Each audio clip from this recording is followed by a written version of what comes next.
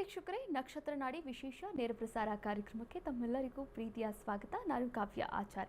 ಎಂದಿನಂತೆ ಜ್ಯೋತಿಷ್ಯ ಶಾಸ್ತ್ರದ ಬಗ್ಗೆ ನಿಖರವಾದಂತಹ ಮಾಹಿತಿಯನ್ನು ನೀಡೋದಕ್ಕೆ ಹಾಗೆ ಪ್ಲಾನೆಟ್ ಅಸ್ಟ್ರಾಲಜಿಯ ಬಗ್ಗೆ ಮಾಹಿತಿಯನ್ನು ನೀಡೋದಕ್ಕೆ ಇವತ್ತಿನ ಕಾರ್ಯಕ್ರಮದಲ್ಲಿ ಪಂಡಿತ ದಿನೇಶ್ ಗುರೂಜಿ ಅವರಿದ್ದಾರೆ. ಅವರನ್ನ ಕಾರ್ಯಕ್ರಮಕ್ಕೆ ಬರಮಾಡಿಕೊಳ್ತಾ ಕಾರ್ಯಕ್ರಮವನ್ನು ಶುರು ಮಾಡ್ತಾ ಹೋಗೋಣ. ಗುರುಗಳೇ ನಮಸ್ತೆ, ಕಾರ್ಯಕ್ರಮಕ್ಕೆ ಸ್ವಾಗತ. ಓಂ ಶ್ರೀ ಗುರುಭ್ಯೋ ನಮಃ. ಹರಿ ಓಂ. ಜ್ಞಾನಾನಂದಮಯಂ ದೇವಂ ನಿರ್ಮಲಸ್ಫಟಿಕಾಕೃತಿಂ ಆಧಾರಾಂ ಸರ್ವವಿದ್ಯಾನಾಂ ಹಯಗ್ರೀವ ಮುಪಾಸ್ಮಹೆ. ಓಂ ನಮೋ ಭಗವತೆ ವಾಸುದೇವಾಯ. ಓಂ ನಮೋ ನಾರಾಯಣಾಯ. ನಮಸ್ಕಾರ ಗುರೂಜಿ ಅವರನ್ನ ಕಾರ್ಯಕ್ರಮಕ್ಕೆ ಬರಮಾಡಿಕೊಂಡಿದ್ದಾಯಿತು. ಕಾರ್ಯಕ್ರಮವನ್ನು ಶುರು ಮಾಡ್ತಾ ಹೋಗೋಣ. ವೀಕ್ಷಕರೇ, ನೀವು ಕೂಡ ಕರೆ ಮಾಡಬಹುದಾಗಿದೆ. ನಿಮ್ಮ ಯಾವುದೇ ಸಮಸ್ಯೆಗಳಿರ್ಬೋದು, ಎಂತಹದ್ದೇ ಸಮಸ್ಯೆಗಳಿರ್ಬೋದು, ಆ ಸಮಸ್ಯೆಗಳಿಗೆ ಜ್ಯೋತಿಷ್ಯ ಶಾಸ್ತ್ರದ ಮೂಲಕ ಹಾಗೆ ಪ್ಲಾನೆಟ್ ಅಸ್ಟ್ರಾಲಜಿಯ ಮೂಲಕ ನಿಖರವಾದಂತಹ ಪರಿಹಾರ ಮಾರ್ಗವನ್ನು ಕೂಡ ಕಂಡುಕೊಡ್ತಾರೆ. ನೀವು ಕರೆ ಮಾಡಿ ಮಾತನಾಡಿ. ಕರೆ ಮಾಡಿದಾಗ ನಿಮ್ಮ ಡೇಟ್ ಆಫ್ ಬರ್ತ್ ಹಾಗೆ ಬರ್ತ್ ಆಫ್ ಟೈಮ್ ಹಾಗೆ ಬರ್ತ್ ಆಫ್ ಪ್ಲೇಸನ್ನು ಹೇಳಬೇಕಾಗುತ್ತೆ. ಆಕಸ್ಮಿಕವಾಗಿ ನಿಮಗೆ ಗೊತ್ತಿಲ್ಲ ಅನ್ನೋದಾದರೆ ನೀವು ಪ್ರಶ್ನಾಶಾಸ್ತ್ರಕ್ಕೆ ಹೋಗ್ಬೋದು. ಪ್ರಶ್ನಾಶಾಸ್ತ್ರದಲ್ಲಿ 1 ರಿಂದ 249 ಒಳಗೆ ಒಂದು ಸಂಖ್ಯೆಯನ್ನು ಹೇಳಬೇಕಾಗುತ್ತೆ. ಎಸ್, ಮೊದಲ ಕರೆ ಸಿದ್ಧವಾಗಿದೆ. ನಮಸ್ತೆ, ಎಲ್ಲಿಂದ ಕರೆ ಮಾಡ್ತಾ ಇದ್ದೀರಾ? ತಮ್ಮ ಹೆಸರು? ಕೇಳಿಸ್ತಾ ಇಲ್ಲ. ನಮಸ್ತೆ, ಎಲ್ಲಿಂದ? ಯಾರ ಬಗ್ಗೆ ಕೇಳಬೇಕಾಗಿತ್ತು? ಅಲ್ಲ, ಯಾರ ಬಗ್ಗೆ ಕೇಳಬೇಕಾಗಿತ್ತು? ಗುರುಜಿಯವರು ಮಾತಾಡ್ತಾರೆ. ನಮ್ದು ಪೊಲೀಸ್ ಡಿಪಾರ್ಟ್ಮೆಂಟ್ ಮೇಡಮ್. ಏನು ಸ್ವಲ್ಪ ಜೋರಾಗಿ ಮಾತಾಡಿ. ನಮ್ದು ಪೊಲೀಸ್ ಡಿಪಾರ್ಟ್ಮೆಂಟ್. ಅರ್ಥ ಆಗ್ತಿಲ್ಲ ಸರ್. ನಮ್ದು ಪೊಲೀಸ್ ಇಲಾಖೆ ಮೇಡಮ್. ಪೊಲೀಸ್ ಇಲಾಖೆ. Okay okay. ಏನ್ ವಿಚಾರವಾಗಿ ಕೇಳಬೇಕಾಗಿತ್ತು ಸರ್? ಪ್ರಶ್ನಾಶಾಸ್ತ್ರಕ್ಕೆ ಹೋಗ್ತೀರಾ ಅಥವಾ ಡೇಟ್ ಆಫ್ ಬರ್ತ್ ಹೇಳ್ತೀರಾ?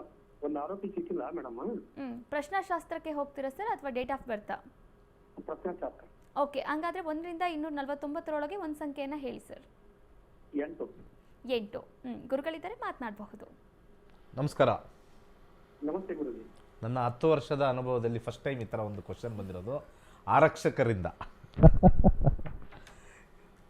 ಈಗ ಒಬ್ಬ ಆರೋಪಿ ಬಂದಿಲ್ಲ. ಏನು ನಿಮ್ಮ ತಲೆ ಮೇಲೆ ಬಂದಿದೆ ಸರ್ ಅದು? ಒಂದು 10 ವರ್ಷ ಆಯ್ತು ಎಕ್ಸ್ಪೀರಿಯನ್ಸ್ ಮಾಡ್ಕೊಂಡು ಹೋಗಿದ್ದಾನೆ ಗುರುಜಿ, ಸಿಕ್ಕಿಲ್ಲ. 10 ವರ್ಷ. ಓಕೆ, ಆಯ್ತಾಯ್ತು. 8 ಅಂತ ನೋಡೋಣ. 8 ಅಂತ ನೋಡ್ತೀವಿ ನಂಬರು.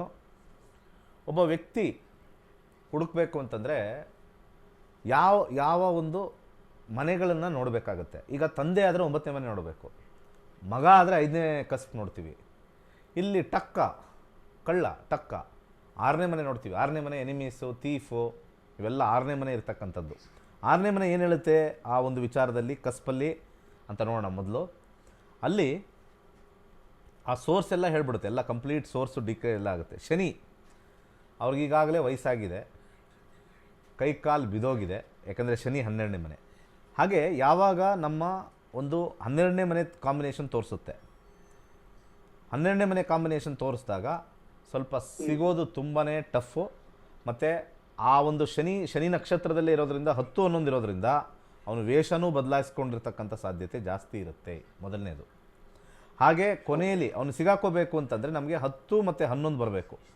ನಮ್ಮ ಪ್ರಶ್ನೆಗೆ ಇಲ್ಲಿ 10 11 ಇರಬೇಕು. ಇಲ್ಲಿ ಮಾತ್ರ 10 11 ಇದೆ, ಬಟ್ ಇಲ್ಲಿ ಮಾತ್ರ 3 6 ಇದೆ. ಸ್ವಲ್ಪ ಕಷ್ಟದ ವಿಚಾರವೇ ಆದರೂ ಕೂಡ ದಶಾಭುಕ್ತಿ ಅಂತರ್ಭುಕ್ತಿಲಿ ನೋಡೋಣ. ದಶಾಭುಕ್ತಿ ಅಂತರ್ಭುಕ್ತಿಲಿ ಸಿಗಾಕೊಳ್ತಕ್ಕಂಥ ಒಂದು ಸಮಯ ತೋರಿಸುತ್ತೆ.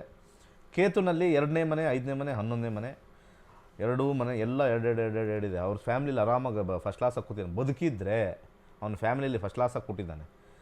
ಅವನಿಗೆ ಸೆರೆವಾಸ ಆಗಬೇಕು ಅಂತಂದರೆ 3ನೇ ಮನೆ ಬರುತ್ತೆ, 8ನೇ ಮನೆ ಬರುತ್ತೆ, 12ನೇ ಮನೆ ಬರುತ್ತೆ. ಇಲ್ಲಿ 8 3 8 12 ಕಾಂಬಿನೇಷನ್ ಯಾವುದಾದ್ರು ಗ್ರಹ ಸದ್ಯಕ್ಕೆ ಇದರಲ್ಲಿ ಇದೆಯಾ ಅಂತಂದರೆ 4 ಇದೆ. ಮನೇಲಿದ್ದಾನೆ ಆರಾಮಾಗಿ. ಸ್ವಲ್ಪ ಓಡಾಡೋದು ಜಾಸ್ತಿ 12 ಇರೋದ್ರಿಂದ ಎಂಡ್ ಆಫ್ ದಿ ಡೇ ಅವನಲ್ಲಿ ಮನೇಲಿ ಇಚ್ಛೆಗಿಲ್ಲ ಓಡಾಡ್ತಕ್ಕಂಥದ್ದು. ಗುರು ಅವನಿಗೆ ಸೆರೆವಾಸ ಕೊಡೋದು ಕಷ್ಟ. ಸಿಗಾಕೊಳ್ಬೋದು, ಮಾಡ್ಬೋದು.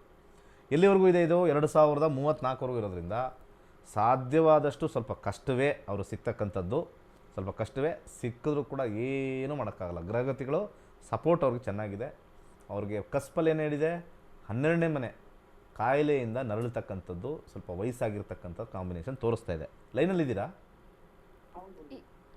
ಇದ್ದೀರಾ? ಸ್ವಲ್ಪ ಜೋರಾಗಿ ಮಾತಾಡಿ ಸರ್. ಈಗ ಅವನ ವಯಸ್ಸು ಎಷ್ಟು ಸರ್? ನಾವು ಜಸ್ಟ್ ಫಾರ್ ನಮ್ಮ ಕಲಿಕೆಗೆ. ಹಾಂ, ಎಷ್ಟು ವಯಸ್ಸು? ಅವನಿಗೆ 24 ಇತ್ತು ಗುರುಜಿ ಹೋದಾಗ, ಮನೆ ಬಿಟ್ಟು ಹೋದಾಗ. ಹಾಂ, ಈಗ 34. ಹೌದು ಗುರುಜಿ. ಓಕೆ. ಸ್ವಲ್ಪ ಟಫ್ ಅಂತ ತೋರಿಸ್ತಾ ಇದೆ 12ನೇ ಮನೆ ಬಂದಾಗ. ಕಷ್ಟ. ಊರು ಬಿಟ್ಟು ಹೋಗಿದ್ದಾನೆ ಗುರುಜಿ 10 ವರ್ಷ ಆಯ್ತು. ಆಯಿತು ಸರ್, ಆಯಿತು. ಬೇರೆಯವ್ರ ಮನೇಲಿದ್ದಾರೆ ಆರಾಮಾಗಿ. 12ನೇ ಮನೆ ಬಂದಿದೆಯಲ್ಲ, ಬರೋ ರಿಟರ್ನ್, ನೋ ರಿಟರ್ನ್, ಐಸೋಲೇಷನ್ ಅಂತ ಕರಿತೀವಿ. ಹೇಳಿದ್ನಲ್ಲ 12ನೇ ಮನೆ. ಹುಡುಕ್ಯಾಡ್ರೆ ಸಿಗ್ತಾನೆ ಗುರುಜಿ ತಪಾಸಣೆ ಮಾಡಿದ್ರೆ. ಕಷ್ಟ ಸರ್, ತುಂಬ ಕಷ್ಟ. ಅಲ್ಲಿ ಬರಲಿಲ್ಲ ಅಂತ ಹೇಳಿದ್ದೆ ನಿಮಗೆ. 6ನೇ ಮನೆ ಅಂತ ನೋಡಿದ್ನಲ್ಲ, ಅದು ಕಳೆದೋಗಿರೋದು, ಯಾರ ಜೊತೆ ಹೋಗಿರೋದು, ಟಕ್ಕನ ಸ್ಥಾನ ಅಂತ ನೋಡಿ ನಾವು ಮಾಡಿದಾಗ ಅದು ಬರಲ್ಲ, ಕಷ್ಟ. ಆಯ್ತು. ಓಕೆ, ಸಾರಿ ಸರ್, ಒಳ್ಳೆಯದಾಗಲಿ. ಕರೆ ಮಾಡಿದ್ದಕ್ಕಾಗಿ ಧನ್ಯವಾದಗಳು. ವೀಕ್ಷಕರೇ, ನೀವು ಕೂಡ ಕರೆ ಮಾಡಬಹುದಾಗಿದೆ, ಮಾತನಾಡಬಹುದಾಗಿದೆ. ಮತ್ತೊಂದು ಕರೆ ಸಿದ್ಧವಾಗಿದೆ. ನಮಸ್ತೆ, ಎಲ್ಲಿಂದ ಕರೆ ಮಾಡ್ತಾ ಇದ್ದೀರಾ? ತಮ್ಮ ಹೆಸರು? ಕರೆ ಕಟ್ಟಿದೆ ಅಂತ ಅನಿಸುತ್ತೆ. ವೀಕ್ಷಕರೇ, ನೀವು ಕೂಡ ಜ್ಯೋತಿಷ್ಯವನ್ನು ಕಲಿಬಹುದಾಗಿದೆ. ನೋಡಿ, ಹಿಂದೆ ಆಗಿರೋದಾಗಿರ್ಬೋದು, ಮುಂದೆ ಆಗೋದಾಗಿರಬಹುದು. ಇವಾಗ ಪ್ರೆಸೆಂಟ್ ಏನು ಮಾಡಬೇಕು, ಇನ್ನು ಮುಂದೆ ಆಗೋದರ ಒಂದು ಸಮಸ್ಯೆಗಳಿಗೆ ಪರಿಹಾರ ಮಾರ್ಗವಾಗಿ ಏನು ಮಾಡ್ಕೋಬೇಕು, ಅಥವಾ ನಾವು ಪಾಸಿಟಿವ್ ಆಗಿ ಇರಬೇಕು ಅಂದರೆ ಜ್ಯೋತಿಷ್ಯವನ್ನು ಕಲಿಲೇಬೇಕಾಗತ್ತೆ. ಇದಕ್ಕೆಲ್ಲ ಕೂಡ ಒಂದೇ ಒಂದು ವೇದಿಕೆ ಅಂತಂದರೆ ನಕ್ಷತ್ರ ನಾಡಿ ವೇದಿಕೆ. ಈ ವೇದಿಕೆ ಮುಖಾಂತರ ನೀವು ಜ್ಯೋತಿಷ್ಯವನ್ನು ಕಲಿಬಹುದು. ಅದು ಆಗಸ್ಟ್ 11ನೇ ತಾರೀಕು ಮನೆ ಮಂದಿ ಸಮೇತ ಜ್ಯೋತಿಷ್ಯವನ್ನು ಕಲಿಬಹುದು.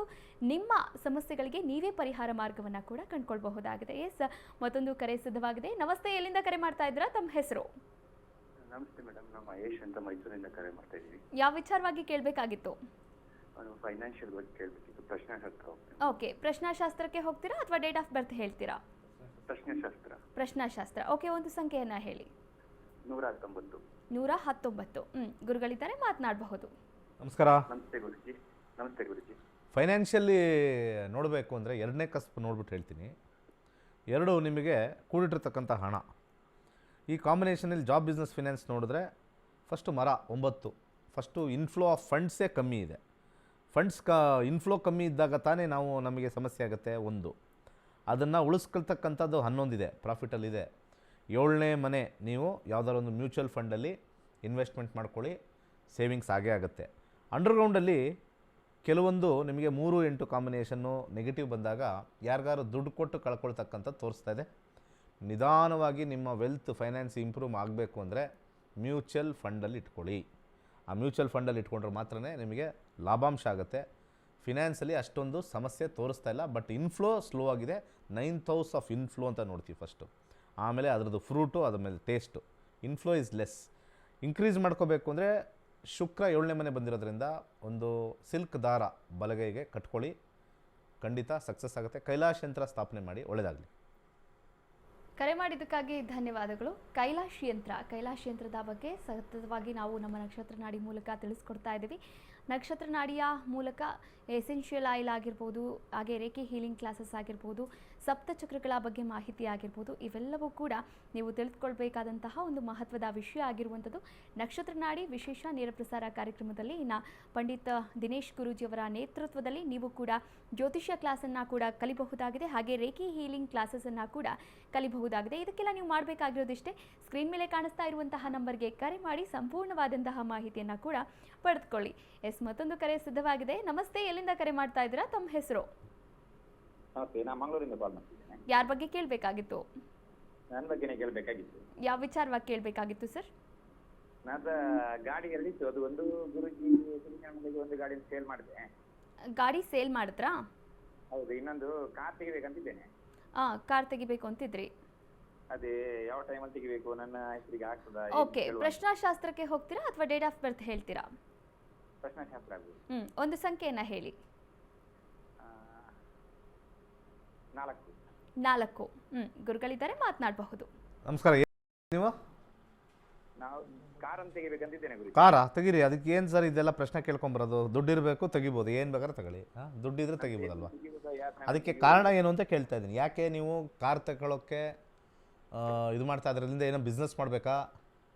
ಅವ್ರು ಬಿಸ್ನೆಸ್ ಮಾಡ್ಲಿಕ್ಕೆ ಅಂತ ಟೂರ್ಸ್ ಆ್ಯಂಡ್ ಟ್ರಾವೆಲ್ಸ್. ಇದು ಆಲ್ರೆಡಿ ಒಂದು ಸತಿ ಕೇಳ್ದಂಗಿತ್ತಪ್ಪ ನನ್ನ ಕಿವಿಗೆ. ಏನು ಸರ್? ಇದೊಂದು ಸತಿ ಕೇಳ್ದಂಗಿತ್ತು ಅಂತ ಅನ್ನಿಸ್ತು.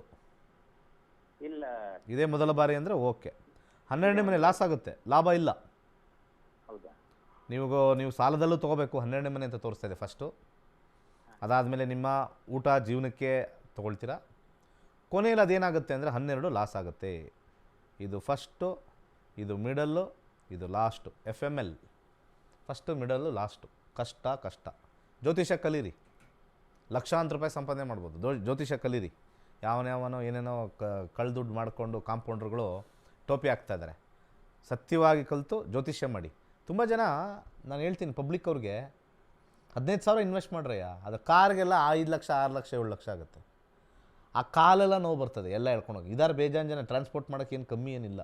ಯಾರೂ ಇವತ್ತಿನ ಕಾಲದಲ್ಲಿ ಗಾಡಿ ಇಲ್ಲದೆ, ಕಾರ್ ಇಲ್ಲದೆ ಅಥವಾ ಟ್ರಾವೆಲ್ಸ್ ಇಲ್ಲದೆ ಯಾರೂ ಇದು ಸತ್ತಿಲ್ಲ. ಬೇಕಾದಷ್ಟು ಯಥೇಚ್ಛವಾಗಿದೆ.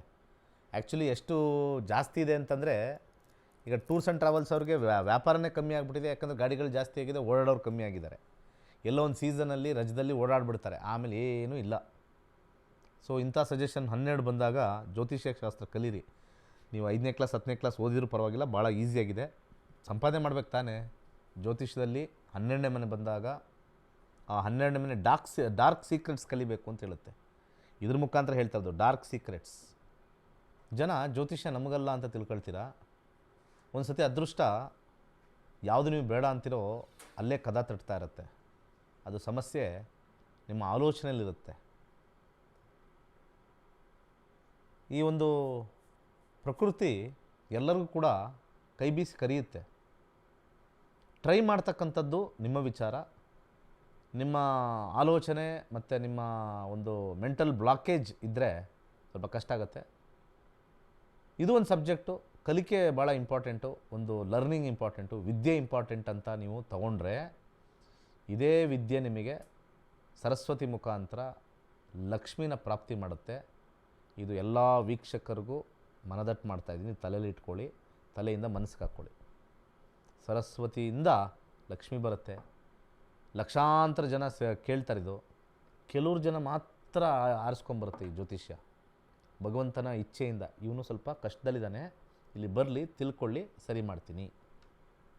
ಫೈನಾನ್ಷಿಯಲ್ ಕಂಡೀಷನ್ ಅಲ್ಲಿ ಇಲ್ಲಿ ಇಲ್ಲಿ ಅಲ್ಲಿ ಎಲ್ಲ ಅಲ್ದು ಏನು ಕೆಲಸ ಇಲ್ಲದೆ ಇಲ್ಲಿಗೆ ಬರಲಿ, ಅವನು ಕರ್ಮ ತೋರಿಸ್ತೀನಿ. ಆಮೇಲೆ ಇದೇ ಲೈನಲ್ಲೂ ಹೋಗ್ಬೋದು ಅಥವಾ ಇದರಲ್ಲೇ ಇರತಕ್ಕಂಥ ಯೋಗ ಮೆಡಿಟೇಷನ್ ಆ ಲೈನಲ್ಲೂ ಹೋಗ್ಬೋದು. ಈ ರೀತಿ ಅದ್ಭುತವಾಗಿರುತ್ತೆ. ಇವನು ಚೆನ್ನಾಗಿ ಮಾಡ್ತಾ ಇದ್ದಾನೆ, ಕಷ್ಟಪಡ್ತಾ ಇದ್ದಾನೆ, ಇವನಿಗೆ ಇನ್ನಷ್ಟು ಒಳಿತಾಗಲಿ ಅಂತ ಹೇಳಿ ಸ್ವಲ್ಪ ಪಾರ್ಟ್ ಟೈಮ್ ಬಿಸ್ನೆಸ್ಗೆ ಇವ್ನಿಗೆ ಹೆಲ್ಪ್ ಮಾಡಬೇಕು ಅಂತ ಹೇಳಿ ಕೈ ಬೀಸಿ ಭಗವಂತನ ಇಚ್ಛೆಯಿಂದ ಕರೀತಾರೆ. ಕೆಲವ್ರಿಗೆಲ್ಲ ಇದ್ದು ಎಲ್ಲ ಮಾಡಿ ಫೀಸ್ ಕಟ್ಟಿನೂ ಬರೋಕ್ಕಾಗದೇ ಇರತಕ್ಕಂಥ ದರಿದ್ರ ಪರಿಸ್ಥಿತಿನೂ ಬಂದಿದೆ. ಫೀಸ್ ಕಟ್ಟಿನೂ ವಾಪಸ್ ತಗೊಂಡಿರ್ತಕ್ಕಂಥ ದರಿದ್ರ ಪರಿಸ್ಥಿತಿನೂ ಬಂದಿದೆ. ಕರ್ಮ ಇನ್ನೂ ಹೆಚ್ಚಾಗಲಿ ಅಂತಕ್ಕಂಥ ಒಂದು ಪರಿಸ್ಥಿತಿನೂ ಕೂಡ 100% ಅಲ್ಲ 1000% ಬಂದಿದೆ. ಸೊ ಅನೇಕ ಸತಿ ನಾವು ತುಂಬ ಪೇಚಾಡ್ತೀವಿ. ಒಂದು ದಿವಸ 2 ದಿವಸ ಲೇಟ್ ಆಗಿಬಿಟ್ರೆ ಅಯ್ಯೋ ಅಪ್ಲೈ ಮಾಡೋದು ಬಿಟ್ಬಿಟ್ಟೆ, ಇಲ್ಲ ನಂಗೆ ಸಿಗ್ತಾಯಿತ್ತು, ಲೇಟ್ ಮಾಡಿಬಿಟ್ಟೆ. Delay sometimes deny the success.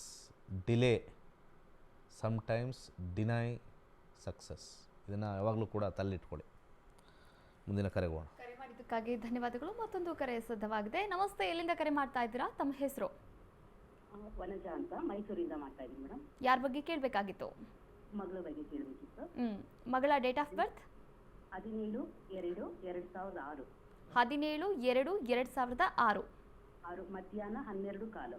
ಮಧ್ಯಾಹ್ನ 12:15. ಬೆಂಗಳೂರು. ಯಾವ ವಿಚಾರವಾಗಿ ಕೇಳಬೇಕಾಗಿತ್ತಮ್ಮ? ಅವಳು ನೀಟ್ ಎಕ್ಸಾಮ್ ಬರೆದಿದ್ದಾಳೆ, ಮೆಡಿಕಲ್ ಲೈನ್ ಸಿಗುತ್ತಾ ಅಂತ. ಇನ್ನೊಮ್ಮೆ ವರ್ಷ ಹೇಳ್ಬಿಡಿ. 2006 ಅಲ್ವಾ? 2006. 2006 ಮಧ್ಯಾಹ್ನ 12:15. 12:15. 12:15. ಬೆಂಗಳೂರು. 17 ಫೆಬ್ರವರಿನಾ? ಫೆಬ್ರವರಿ 17. 17 ಫೆಬ್ರವರಿ 2006. ಓಕೆ. ಇದೇನು ಸೆಕೆಂಡ್ ಟೈಮ್ ಬರಿತಾ ಇದ್ದಾರಾ? ನೀಟ್ ಇದು ತಗೊಂಡಿದ್ದು ಸರ್. ಅಲ್ಲ, ನೀಟ್ನ ಸೆಕೆಂಡ್ ಟೈಮ್ ಬರಿತಾ ಇದ್ದಾರಾ? ಸೆಕೆಂಡ್ ಟೈಮ್ ಬರಿತಾ ಇದ್ದಾರೆ ಸರ್. ರಾಹು 11/3/12, ಬುಧ 6/6, ಎಸ್, ಶುಕ್ರ 8/10. ಯಾವಾಗ ರಿಸಲ್ಟ್ ಬರುತ್ತೆ ಒಂಚೂರು ಟೈಮ್ ಹೇಳ್ಬಿಡಿ, ಡೇಟು. 15/14 ಬರ್ಬೋದು ಸರ್. ನೆಕ್ಸ್ಟ್ ಮಂತ್ 14-15 ಅಂತ ಹೇಳಿದ್ದಾರೆ. ಅಚ್ಚಾ. ನೆಕ್ಸ್ಟ್ ಮಂತು 15 ಒಳಗಡೆ ಬಂದರೆ ಸಕ್ಸಸ್ ತೋರಿಸ್ತಾ ಇದೆ. ನೀವು ಕೊಟ್ಟಿರ್ತಕ್ಕಂಥ ಸಮಯದಲ್ಲಿ 15 ಒಳಗಡೆ ಶುಕ್ರ ಬರ್ತಾ ಇದ್ದಾನೆ. ಸೂರ್ಯ ಸ್ವಲ್ಪ ಫ್ಲಾಪ್ ಮಾಡಿಬಿಡ್ತಾನೆ. ಸೂರ್ಯ ಸ್ವಲ್ಪ ಚೆನ್ನಾಗಿಲ್ಲ, ಅವನು ಅಬ್ಸ್ಟಕಲ್ಸ್ ಕೊಟ್ಬಿಡ್ತಾನೆ. ಯಾಕೆ ಅಂದರೆ ನಾವು ಯಾವುದೇ ಆಗಲಿ ಅಂತರ್ಭುಕ್ತಿ ಶುಕ್ರನಲ್ಲಿ ನಾವು ರಿಸಲ್ಟ್ ಫೈನಲಾಗಿ ನೋಡ್ತೀವಿ. ಕಷ್ಟ ಇದೆ, ಗ್ರೇಟ್ ಸಕ್ಸಸ್ ಆಗಿಬಿಡುತ್ತೆ, ಅಂದರೆ ಎಂಡಿಂಗಲ್ಲಿ ಸಿಕ್ಬಿಡತಕ್ಕಂಥದ್ದು. ಆದರೆ ಭುಕ್ತಿಗಳು ನೋಡಿದಾಗ 6, 8, 6, 8, 12 ಸ್ವಲ್ಪ ಲೋವರ್ ಲೆವೆಲ್ ಕಾಲೇಜ್ ಸಿಗೋ ಚಾನ್ಸಸ್ ಇದೆ. ಈ ಸತಿ ಭುಕ್ತಿ ಸ್ಟ್ರಾಂಗ್ ಆಗಿರೋದ್ರಿಂದ ಚೆನ್ನಾಗಿ ಮಾಡಿರೋ ಸಾಧ್ಯತೆಯೂ ಕೂಡ ಇದೆ. ಸ್ವಲ್ಪ ಗೌರ್ಮೆಂಟ್ ಸೀಟಲ್ಲಿ ಪೇಮೆಂಟ್ ಸೀಟ್ ಅಂತ ಕರೀತಾರೆ. ಪ್ಯೂರ್ ಗೌರ್ಮೆಂಟ್ ಸೀಟ್ ಇಲ್ಲ, ಯಾಕಂದರೆ ದಶಾದಲ್ಲಿ 10 ಬರಬೇಕು, 10 ಇಲ್ಲ, ಪ್ಯೂರ್ ಗೌರ್ಮೆಂಟ್ ಸೀಟ್ ಇಲ್ಲ. ವಿತಿನ್ ಗೌರ್ಮೆಂಟ್ ಪೇಮೆಂಟ್ ಅಂತ ಅಂತಾರೆ. ಒಂದು ಮ್ಯಾನೇಜ್ಮೆಂಟ್ ಸೀಟ್ ಅನ್ನೋದು ಬೇರೆ, ವಿತಿನ್ ಗೌರ್ಮೆಂಟ್ ಪೇಮೆಂಟ್ ಸೀಟ್ ಸಿಗೋ ಕಾಂಬಿನೇಷನ್ಸ್ ತೋರಿಸ್ತಾ ಇದೆ. ಆಲ್ ದಿ ಬೆಸ್ಟ್, ಸಕ್ಸಸ್ ಇರಲಿ, ಒಳ್ಳೆಯದಾಗಲಿ. ಕರೆ ಮಾಡಿದ್ದಕ್ಕಾಗಿ ಧನ್ಯವಾದಗಳು. ವೀಕ್ಷಕರೇ, ನೀವು ಕೂಡ ಜ್ಯೋತಿಷ್ಯವನ್ನು ಕಲಿಯಬಹುದಾಗಿದೆ. ನಕ್ಷತ್ರ ನಾಡಿ reiki healing online courses July 23ರಿಂದ ಆರಂಭವಾಗ್ತಾ ಇದೆ. ಕೇವಲ 899 ರೂಪಾಯಿಯಲ್ಲಿ ರಿಜಿಸ್ಟರ್ ಆಗಿ ಹಾಗೆ 2 ಹಂತದಲ್ಲಿ ರೇಖಿ ಆನ್ಲೈನ್ ಕ್ಲಾಸಸ್ ಕೂಡ ನೀವು ಕಲಿಬಹುದಾಗಿದೆ. ಇನ್ನು ರೇಖಿ ಮಾಸ್ಟರ್ ಆಗಿ ಆಯುರ್ವೇದ ಶಕ್ತಿಯನ್ನು ಕೂಡ ನೀವು ಪಡೆದುಕೊಳ್ಳಬಹುದಾಗಿದೆ. ಮತ್ತೊಂದು ಕರೆ ಸಿದ್ಧವಾಗಿರುವಂಥದ್ದು. ನಮಸ್ತೆ, ಎಲ್ಲಿಂದ ಕರೆ ಮಾಡ್ತಾ ಇದ್ದಾರೆ? ತಮ್ಮ ಹೆಸರು? ನಮಸ್ತೆ ಮೇಡಮ್, ನಾನು ಹಾಸನಿಂದ. ಯಾರ ಬಗ್ಗೆ ಕೇಳಬೇಕಾಗಿತ್ತು? ಅದೇ ನಮ್ದು ತಂದೆದು ಸ್ವಲ್ಪ ಜಮೀನಿತ್ತು, ಓಕೆ. ಅದನ್ನ ಮಾರ್ಬೇಕಾ ಅಥವಾ ನಾವೇ ಮಾಡಿದ್ರೆ ಏನಾದ್ರು ಸರಿ ಇರುತ್ತಾ ಅಂತ ಕೇಳಕ್ಕೆ ಮೇಡಮ್. ಪ್ರಶ್ನಾಶಾಸ್ತ್ರಕ್ಕೆ ಹೋಗಿ ಒಂದು ಸಂಖ್ಯೆಯನ್ನ ಹೇಳಿ. 150 ಮೇಡಮ್. 150. ಹಾ, ಸರಿ, ಓಕೆ. ಗುರುಗಳಿದ್ದಾರೆ, ಮಾತಾಡಬಹುದು. ನಮಸ್ಕಾರ. ನಮಸ್ತೆ ಗುರುಜಿ. ನಮಸ್ತೆ ಗುರುಜಿ. ಈಗ ನಿಮ್ಮ ಪ್ರಾಪರ್ಟಿ ನಿಮ್ಮ ಹೆಸರಿಗೆ ಬಂತಾ? ಅಲ್ಲ ಸರ್, ನಮ್ಮ ತಂದೆ ಇಲ್ಲ ಇವಾಗ. 4 ಜನ ಇದ್ದೀವಿ. 4 ಜನಕ್ಕೆ 4 ಎಕರೆ ಇದೆ ಸರ್. ಅದು ಒಂದೊಂದು ಎಕರೆ ನಾವೇ ತಗೊಳ್ಳೋದಾ ಅಥವಾ ಅದನ್ನ ಮಾರ್ಬಿಟ್ಟು ಏನಾದ್ರು ನಮ್ಗೆ ಲಾಭ ಆಗುತ್ತಾ ಅಥವಾ ಇಟ್ಕೊಂಡ್ರೆ ಲಾಭ ಆಗುತ್ತಾ ಅಂತ ಸರ್. ನೋಡೋಣ ಇಲ್ಲಿ. ಈಗ ಇಟ್ಕೊಂಡ್ರೆ ಲಾಭ ಯಾರು, ನಿಮಗೆ ಮಾತ್ರ ಅಥವಾ 4 ಜನಕ್ಕೂ ಸೇರಿ ಹೇಳ್ತಾ ಇದ್ದೀರಾ? 4 ಜನಕ್ಕೆ ಸರ್ ಒಂದೊಂದು ಎಕರೆ ಬರುತ್ತೆ. ಅದು ಬರಲಿ, ಅದು ನಾನು ಹೇಳ್ತಾ ಇಲ್ಲ. ಆದರೆ ನೀವೆಲ್ಲ 4 ಜನ ಸೇರಿ ನಾವು ಇಟ್ಕೊಳ್ಳೋದಾ ಅಥವಾ ಮಾರೋದಾ ಅಂತ 4 ಜನ ಸೇರಿ ತಲೆಲಿದೆಯಾ? ಹೌದು ಸರ್, 4 ಜನ ಸೇರಿ ಅದ್ ಮಾಡಿದ್ರೆ ಲಾಭ ಆಗುತ್ತಾ ಅಥವಾ ಅದನ್ನ ಮಾರ್ಬಿಟ್ಟೆ ನಾವು ಹಂಚ್ಕೊಳ್ಳೋದ ದುಡ್ಡನ್ನ ಅಂತ? ಮಾರಾದ್ಮೇಲೆ ಹಂಚ್ಕೊಳ್ಳಲ್ವಾ? ಇದ್ಯಾವುದು ಹೊಸ ಥಿಯರಿ? ಮಾರಾದ್ಮೇಲೆ ದುಡ್ಡು ಹಂಚ್ಕೋತೀವಿ ಸರ್. ನೀವು ಹೇಳೋದು ನೋಡಿದ್ರೆ ಮಾರಾದ್ಮೇಲೆ ಹಂಚ್ಕೋಬೇಕಾ ಅಂತ ಕೇಳಿದ್ರೆ ಇಲ್ಲ ಸರ್, ಇಲ್ಲ. ನೋಡಿ, 8ನೇ ಮನೆ ಪಿತ್ರಾರ್ಜಿತ ಆಸ್ತಿ ಅಂತ ತೋರಿಸ್ತಾ ಇದೆ ಪ್ರಶ್ನಾಶಾಸ್ತ್ರದಲ್ಲಿ. ಓಕೆ, ಅದನ್ನು 7 ಅಂತಂದರೆ ಆಪೋಸಿಟ್ ಇರತಕ್ಕಂಥ ಜನ, ಅಲ್ಲಿಂದ 10 ಅಂದರೆ ಅಥಾರಿಟಿ. ಇಲ್ಲಿ ನಮಗೆ 4ನೇ ಮನೆ ಅಥವಾ 11ನೇ ಮನೆ ಬಂದಿದ್ದರೆ ಉಳಿಸ್ಕೊಳ್ಳಿ ಅಂತ ಹೇಳ್ತಾ ಇದ್ವಿ. ಇಲ್ಲಿ ಮಾರ್ತಕ್ಕಂಥ ಕಾಂಬಿನೇಷನ್ನು 3, 5, 10 ಅಂತ ನಾವು ಕರಿತೀವಿ. 3ನೇ ಮನೆ, 5ನೇ ಮನೆ, 10ನೇ ಮನೆ ಮಾರುವಂಥ ಕಾಂಬಿನೇಷನ್. ಈ ಮಾರುವಂಥ ಕಾಂಬಿನೇಷನಲ್ಲಿ ಇಲ್ಲಿ ನಮಗೆ, ಯಾಕಂದರೆ ಅಲ್ಲಿ ಸ್ಕ್ರೀನಲ್ಲಿ ಸ್ವಲ್ಪ ದೊಡ್ಡದಾಗ್ತೈತೆ, ಸ್ವಲ್ಪ ಚಿಕ್ಕದು ಮಾಡ್ಬೇಕು ಸ್ಕ್ರೀನ್. ಇಲ್ಲಿ ನಮಗೆ 5ನೇ ಮನೆ ಮತ್ತು 10ನೇ ಮನೆ ತೋರಿಸಿದ್ರೆ ಇದು ಸೇಲ್ ಆಗೇ ಆಗುತ್ತೆ. ಯಾರಾದರೂ ಒಬ್ಬರು ಸ್ವಲ್ಪ ಕಿರಿಕಿರಿ ಮಾಡ್ತಾರೆ. 4ರಲ್ಲಿ 1 ನಿಮ್ಮ ಒಡ ಹುಟ್ಟಿದವರು ಕಿರಿಕಿರಿ, ಅದನ್ನು ಸ್ವಲ್ಪ ಅಷ್ಟು ಬೇಕು ಇಷ್ಟು ಬೇಕು ಅಂತ ಗಲಾಟೆಗಳು ಸ್ವಲ್ಪ ಬರುತ್ತೆ, ಆಮೇಲೆ ಕ್ಲಿಯರ್ ಆಗುತ್ತೆ. ರೆಟ್ರೋಗ್ರೇಡ್ ಇದೆ, ರೆಟ್ರೋಗ್ರೇಡ್ ಬಾಕ್ಸಲ್ಲಿ ಹಾಕಿದ್ದೀವಿ. ಇದು ಬಾಕ್ಸಲ್ಲಿ ಹಾಕಿದರೆ ಸ್ವಲ್ಪ ನಿಮ್ಮಲ್ಲೇ ಒಳ ಜಗಳಗಳು, ಕೆಲವರು ಮಾಡೋಣ, ಅಪ್ಪಂದು ಇಟ್ಕೊಳ್ಳೋಣ, ಅವ್ರ ಹೆಸ್ರಿಗೆ ಬೇಕು ಅಂತ ಒಬ್ಬರು, ಇನ್ನೊಬ್ಬರು ಅವ್ರ ಮಕ್ಕಳು ಬಸರಿಗೆ ಬೇಕು ಅಂತ ಇನ್ನೊಬ್ಬರು. ಒಪಿನಿಯನ್ಸ್ ತುಂಬ ಚೇಂಜ್ ಆಗುತ್ತೆ ಇಲ್ಲಿ. ಯಾಕಂದರೆ ಟೇಸ್ಟ್ ಅಂತಿದೆಯಲ್ಲ, ಕೇತು 10 ಅಂತ ಬಂದಾಗ ಬಾಕ್ಸ್ ಒಳಗಡೆ ಇದ್ದರೆ ಒಪಿನಿಯನ್ಸ್ ಆಚೆ ಬರೋಲ್ಲ, ಅಂದರೆ ಕ್ಲಿಯರ್ ಇಲ್ಲ. ನೀವು ಕ್ಲಿಯರ್ ಇರ್ಬೋದು, ಇನ್ನೊಬ್ರು ಕ್ಲಿಯರ್ ಇರೋಲ್ಲ. ಅದು ಮಾಡಿದಾಗ ಅದರಲ್ಲಿ ಬರುತ್ತೆ, ತುಂಬ ಎಳೆದಾಡಿ ಆಗುತ್ತೆ. ಒಳ್ಳೆಯದಾಗಲಿ. ಕರೆ ಮಾಡಿದ್ದಕ್ಕಾಗಿ ಧನ್ಯವಾದಗಳು. ವೀಕ್ಷಕರೇ, ವಿವಾಹ ಆಗಿರ್ಬೋದು, ವೈವಾಹಿಕ ಜೀವನ ಆಗಿರ್ಬೋದು, ಎಜುಕೇಷನ್ ಆಗಿರ್ಬೋದು, ಆರೋಗ್ಯ ಆಗಿರ್ಬೋದು, ಯಾವುದೇ ಸಮಸ್ಯೆಗಳಾಗಿರ್ಬೋದು, ಈ ಸಮಸ್ಯೆಗಳಿಗೆ ಪರಿಹಾರ ಮಾರ್ಗ ಬೇಕಾ? ಹಾಗಾದರೆ ನೀವು ಜ್ಯೋತಿಷ್ಯ ಶಾಸ್ತ್ರವನ್ನು ಕಲಿಯಲೇಬೇಕಾಗುತ್ತೆ. ರಿಜಿಸ್ಟರ್ ಆಗಿ ಕಲೀರಿ ಅಂತ ಹೇಳ್ತಾ ಇದೀಗ ಜ್ಯೋತಿಷ್ಯ ಶಾಸ್ತ್ರವನ್ನು ಕಲಿತಂತಹ ವಿದ್ಯಾರ್ಥಿಗಳ ಅಭಿಪ್ರಾಯವನ್ನು ಕೇಳ್ತಾ ಹೋಗೋಣ. ನಮಸ್ಕಾರ ಎಲ್ಲರಿಗೂ. ನನ್ನ ಹೆಸರು ಯತೀಶ್ ಅಂತ. ನಾನು ನಕ್ಷತ್ರ ನಾಡಿ ಕಲ್ತು ಆಗಲೇ 1 ವರ್ಷ ಆಗಿದೆ.